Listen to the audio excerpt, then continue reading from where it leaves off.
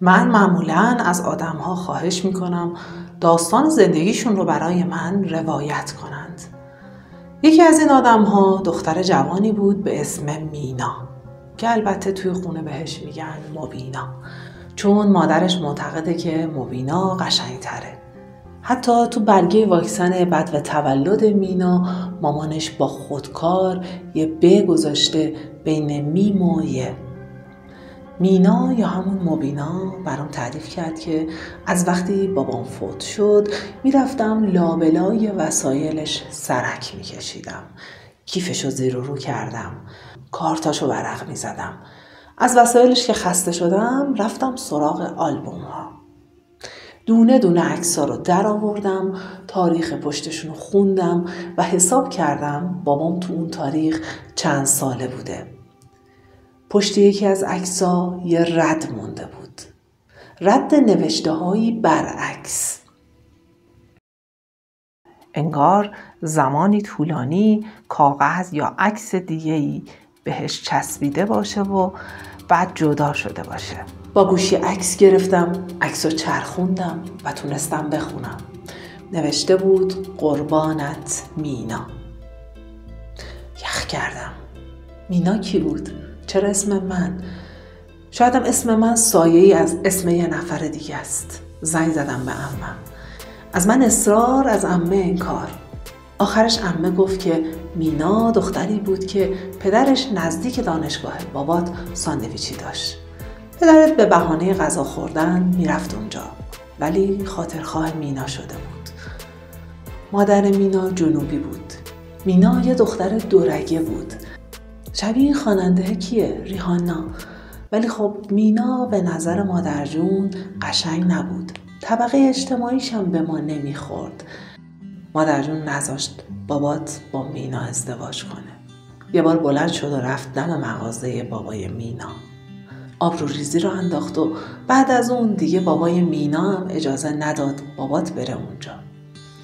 بعدم مادر جون هرچی عکس و نامه از مینا دست بابات مونده بود آتیش زد. اگر چیزی لابلای وسایل بابات دیدی از آتیش سوزوندن مادر جون جا مونده. ولی هرچی بین بابات و مینا بود قبل از ازدواج مامان و بابات تموم شد. مینا گفت بعد از عکس‌ها رفتم سراغ کتابخونه بابا و دونه دونه کتابا رو ورق زدم. نوبت فرهنگ لغت شد. رسیدم به آخرین صفحه حرف میم، جایی که نوشته بود مینا، شیشه شراب، پیاله و آبگینه.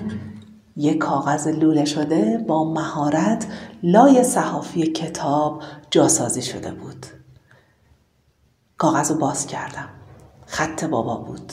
ماه من شو همدم روز و شبم. ماه من شو همدم روز و شبم. ماه من شو همدم روز و شبم. ای دوای جسم و جان پرتبم. یاد تو در ذهن و در جان من است. اسم تو هرگاه و بیگاه بر لبم. نازبانو ای تو مینای وجود، نوش دارویی به وقت مردنم. این منم وامانده در بود و نبود، کی بیایی و شبی تو محرمم. حروف اول هر مصرع رو که به هم میچسبوندیم میشد مینا. مینا گفت شنیده بودم پدرم شعر میگفته و شاعر مسلک بوده، ولی هیچ وقت ندیده بودم بابام شعر بگه. مینا ادامه داد نتونستم آروم بمونم. سوار ماشین شدم و رفتم شهری که بابا دانشجو بود. پیدا کردن مغازه کار سختی نبود. شهرهای کوچیک زیاد تغییر نمی کنند.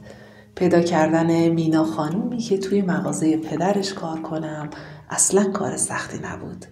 پیرمردی که بهم آدرس داد گفت پدر مینا خانوم خیلی وقته که فوت شده و الان سالهاست مینا خانوم دست تنها اون مغازه رو میگردونه. سر صبح بود و مغازه خلوت. در رو باز کردم و رفتم تو. یک مغازه تمیز بود با نیمکت‌های چوبی روغن خورده کهنه.